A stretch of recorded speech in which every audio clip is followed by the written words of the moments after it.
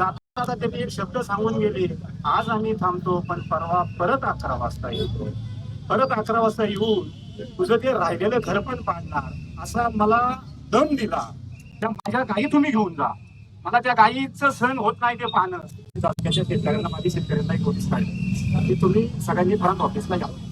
प्रांत ऑफिसला आल्याच्या नंतर त्यांनी सांगितलं की कुठल्या शेतकऱ्याची काय अडचण. तर मी माझ्या नंबर आल्याच्यानंतर मी सांगितलं की मी कुठल्याही प्रकारचा ताबा तुम्हाला देणार नाही. तर प्रांत साहेबांनी मला विचारलं का ताबा देणार. तर मी त्यांना माझी हकीकत सांगितली की माझे तिथं पोल्ट्री फार्म आहेत, माझ्या 14-15 गायी तिथं आहे, मी स्वतः तिथं राहतोय. तर प्रांत साहेबांनी त्याचं उत्तर असं दिलं, तर तुम्हाला जर पेमेंट जर पोल्ट्रीचं शेडचं आणि घराचं दिलं तर काय अडचण आहे. तर म्हटलं साहेब माझी काही अडचण नाही. तर मला म्हणजे तुम्हाला पेमेंट देतो आणि त्याच्यानंतर मग तुम्ही ताबा देणार का. तर मला देऊ शकतो, माझी काही अडचण नाही. आणि ह्या गोष्टीला 5-6 दिवस गेल्याच्या नंतर शनिवारी दुपारी 1-1:30च्या आसपास भर उन्हामध्ये त्यांचा ताबा सगळा आला. तो ताबा आल्याच्या नंतर डायरेक्ट सुरुवात केली त्यांनी पाडायला. आमचे पोल्ट्रीचं कितीतरी लाखाचं नुकसान झालं. त्याच्यामध्ये माझ्या गायी होत्या, त्या गायी अशा सैरा वैरा त्यांनी सोडून दिल्या. त्याच्यानंतर परत आम्ही विरोध करायचा प्रयत्न केला की माझ्या ज्या गायी आहेत त्या गायीसाठी मला कुठेतरी निवारा करू द्या. पण निवारा करण्याचा त्यांनी वेळही दिला नाही. त्या तशाच गायी आजही त्या गायी होणार आहेत.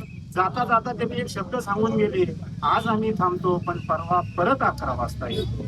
परत 11 वाजता येऊन तुझं ते राहिलेलं घर पण पाडणार असा मला दम दिला. आणि भर 7:30-8 वाजता सोमवारी संध्याकाळी येऊन मला घराच्या बाहेर काढलं.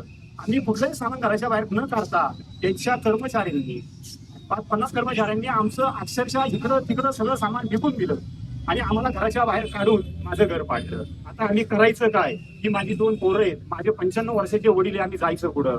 विषय पहिला असा की त्या माझ्या गायींचं काय करायचंय. तर या प्रशासनाला माझी एक विनंती आहे, फक्त माझ्या गायींची सोय करा. त्या माझ्या गायी तुम्ही घेऊन जा. मला त्या गायीचं सण होत नाही ते पाहणं. गेले 4-5 दिवस त्या गायींना योग्य पाणी मिळत नाही, चारा मिळत नाहीये. माझ्या कुटी मशीनचं नुकसान केलं, त्याच्यामुळे जी कडव्याची गाडी मी आणली त्याचा कडव्याची कुटी होत नाहीये. मी तसं टाकतोय पण त्या गायी काही खात नाहीत. रोज डॉक्टर येतोय, सरकारी डॉक्टर येतोय, त्यांना चेक करून जातोय, पण त्याचा काही फायदा होत नाही. परवा दिवशी रात्री ते घर पाडायला जवळजवळ 11:30 वाजले. 11:30च्या नंतर त्या गायींकडे मी गेलो. अक्षरशः त्या गायी काळ्या पांढऱ्या होत्या, पण त्याच्या अंगावरती 1-1 इंचाचा फुफुटा होता. त्या घराशेजारी ज्या गाया बांधलेल्या होत्या त्या घराचा पाडल्यामुळे तो फुफुटा सगळा गायींच्या अंगावर बसला. अक्षरशः ते पांगत नव्हतं. तर मला एक शासनाला विनंती आहे, आजही मला तुम्ही त्या माझ्या गायी घेऊन जा. मला त्या गायी नको आहेत. मला त्यांचा तो हे सण होत नाहीये. मला ज्या गायी नकोय तुम्ही आपल्या त्या घेऊन जा. एवढं बोलून मी थांबतो. थँक्यू.